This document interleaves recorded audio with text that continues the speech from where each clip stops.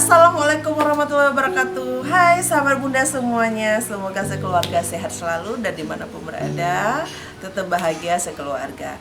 Nah, kali ini sahabat bunda, saya ingin sharing tentang bagaimana membuat anak-anak nyaman di tempat baru. Tentunya sahabat bunda di luar sana ketika membawa anak-anak repot ya. Kalau pergi ke tempat baru itu mungkin suka nangis, emosi yang nggak stabil, suka mengganggu dan sebagainya. Banyak sekali tingkah-tingkah pola anak yang kadang-kadang membuat para orang tua itu malas untuk bawa anak-anaknya. Nah, bagaimana cara membuat supaya anak-anak itu nyaman dan mudah kita atur supaya mereka juga jadi nyaman di tempat yang baru? Simak terus triknya dan tipsnya bagaimana.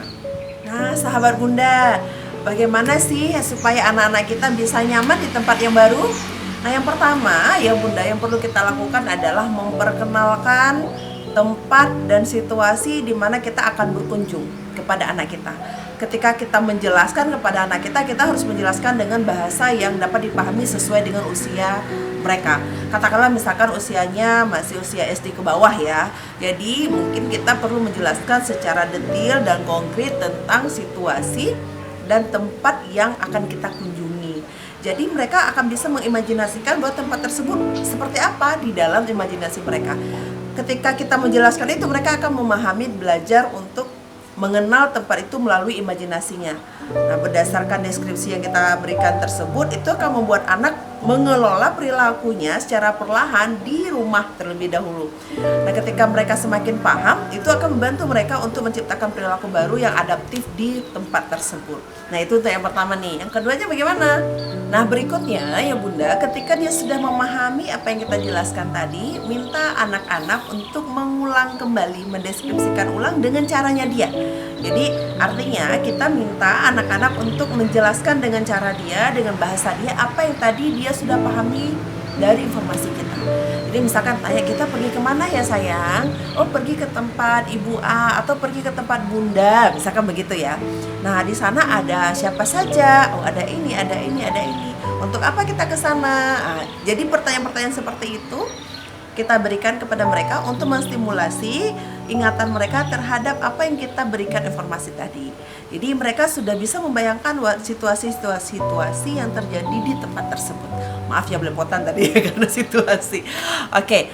Nah, setelah mereka bisa menyampaikan itu dengan baik kepada kita, nah kita tanya, nah sampai di sana apa yang akan kamu lakukan? Nah, nanti kita salaman. Nah, tadi kan kita sudah jelaskan ya apa saja yang perlu dia lakukan di sana. Nah, minta untuk dia menjelaskan kembali sekaligus mempraktekkan gimana cara adik salam dengan saudara-saudara kita di sana. Jadi hal-hal yang seperti itu dilakukan ulang. Setelah mendiskusikan ulang, kemudian mempraktekkan ulang, nah berikutnya tinggal siap-siap kita untuk berangkat ke tempat tujuan. Sebelum kita berangkat, pas mau kita naik mobil, itu langkah berikutnya nih ya, langkah berikutnya mau kita naik mobil, kita tanya dulu, kita mau kemana nih? Oh, kita ke tempat bunda, mau ngapain? Silaturahmi. Jadi garis besarnya aja kita tanyakan kembali kepada anak, sehingga anak udah tahu nih, oh judulnya ini. Jadi dia akan mempersiapkan dirinya, perilakunya ke tempat tersebut berdasarkan apa yang tadi sudah kita sepakati. Nah, berikutnya ya bunda, ketika anak-anak sudah paham itu semua dan dia sudah tahu kemana tujuan keberangkatannya atau di mana dia akan pergi gitu ya, kita tanya kembali, kita pastikan mana perilaku-perilaku yang nggak boleh muncul di tempat tersebut.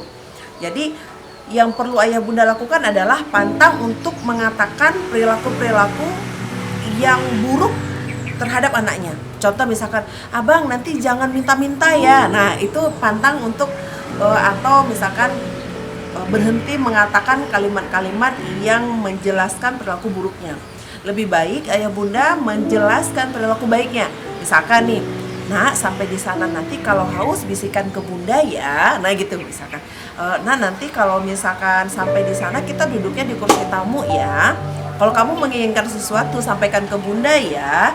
Nah kalaupun pada saat itu tidak bisa kamu mainkan dan itu bukan punya kamu, maka kamu diam saja duduk dengan bunda, nanti kita main di rumah. Jadi bahasa yang seperti itu. Bahkan mungkin kalau anak-anak kita yang senang memainkan permainan atau misalkan alat-alat bermainnya di tempat orang lain, kita boleh katakan bahwa di sana nanti ada banyak mainan anak-anaknya, dan itu tidak untuk kamu mainkan. Kita hanya datang untuk silaturahmi, kita hanya datang untuk berkunjung. Nah, bagaimana kalau kamu menarik tentang hal tersebut, menarik tentang mainan-mainan orang tersebut? Jadi kita boleh menawarkan untuk mau bawa mainan kamu nggak, 1 atau 2 gitu ya. Jadi kalau dia mau, oke.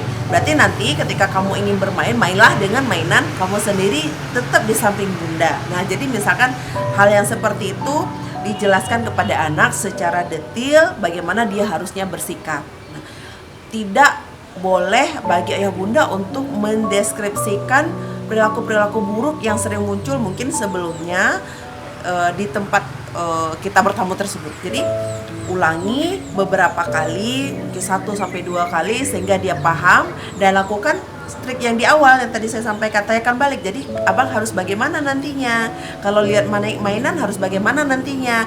Itu selama di dalam mobil atau di dalam perjalanan. Boleh juga ayah bunda melakukannya pas mau berangkat, tetapi jangan terburu-buru, biarkan anak memahaminya, berikan dia waktu untuk memahami apa yang kita sampaikan, karena setiap anak itu punya kemampuan yang berbeda-beda. Nah, setelah semua itu kita lakukan ayah bunda, ketika kita memasuki tempat baru tersebut atau tempat tujuan kita sampaikan, nah kita sudah sampai nak, kita sudah sampai di tempat ini. Jadi apa yang tadi kita bicarakan, kita sepakati, atau dengan bahasa lebih sederhananya, apa yang tadi kita obrolkan dengan bunda, kamu sudah ingat? Sudah. Nah, misalkan begitu ya. Jadi kalau kita sudah sampaikan demikian, masuk bersama dengan anak, dan kita pastikan dulu posisi anak itu sudah aman. Sebelum kita mencari tempat duduk kita cari dulu tempat duduk dia. Anak, kamu mau duduk di mana? Panggil dengan panggilan kesayangan. Kamu mau duduk di mana? Oh, duduknya di sini. Ayo duduk. Berarti bunda boleh duduk di sini ya. Jadi bunda duduk di samping kamu. Kita ingatkan kembali, ketika sesuatu yang kamu inginkan, maka kamu harus mengatakannya ke bunda terlebih dahulu. Kita akan berdiskusi tentang keinginan kamu. Jadi maksud berdiskusi itu artinya ketika dia punya keinginan, dia menyampaikannya ke bundanya dulu gitu. Nah, nanti bunda akan menyampaikan pengarahannya ke anak dengan bahasa-bahasa yang lebih nyaman diterima oleh mereka. Tentunya jangan banyak memberikan kritikan dan masukan pada saat di tempat baru tersebut. Itu akan membuat anak merasa terbebani gitu, sehingga dia akan acuh dengan kita. Dia akan mencari perhatian yang lain di tempat baru tersebut. Karena anak-anak ketika berada di tempat baru, dia akan mencari spot di mana dia menarik untuk dia beraktivitas atau apapun itu gitu ya, sehingga dia akan terarah ke tempat tersebut. Jadi hindari ayah bunda untuk memberikan banyak kritikan atau nasihat-nasihat kepada mereka pada saat di tempat tersebut. Ketika sudah sampai di tempat itu, kita hanya perlu untuk memberikan apresiasi kepada dia. Alhamdulillah, terima kasih ya sayang sudah mau duduk di sini. Abang mau minum atau kakak mau minum. Nah, ketika kakak minum, terima kasih ya sayang sudah mau minum dengan tenang, duduk dengan tenang di sini. Jadi diapresiasi perilaku anak, walaupun dia baru menunjukkannya itu sebagian dari apa yang sudah kita sepakati. Oke, ayah bunda, demikian tips dan triknya yang mungkin bisa dipraktekkan. Semoga bisa membantu ayah bunda di luar sana, sehingga tidak membuat kita meninggalkan anak-anak kita di rumah karena khawatir dia bisa mengganggu hubungan silaturahmi kita ke tempat tersebut ya. Insyaallah semoga bisa membantu semuanya, dan kalau dipraktekkan dengan sabar, anak-anak kita pasti akan paham dengan pola komunikasi orang tuanya. Terima kasih, begitu saja dari saya. Lain waktu dan kesempatan kita akan bicara tentang hal-hal yang lain lagi tentang anak-anak kita, yang jelas bagaimana menjadikan keluarga itu nyaman, aman, dan tentram untuk perkembangan anak-anak kita. Ikuti terus channel kita, YouTube kita, dan nonton terus YouTube kita. Terima kasih atas supportnya. Assalamualaikum warahmatullahi wabarakatuh.